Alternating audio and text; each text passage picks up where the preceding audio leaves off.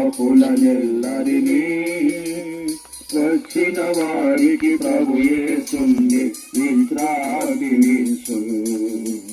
వచ్చిన వారికి ప్రభు యేసుండే విశ్రాంతినిచ్చు. ప్రభు యేసు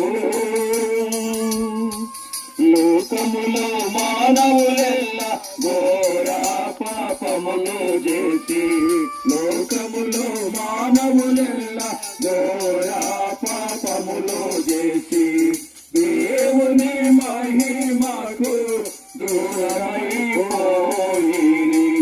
దేవుని మహిమకు దూరమైపోయి. మానవుల నీతి క్రియలు మురికి తేలికలే, మానవుల నీతి క్రియలు మురికి తేలికలే.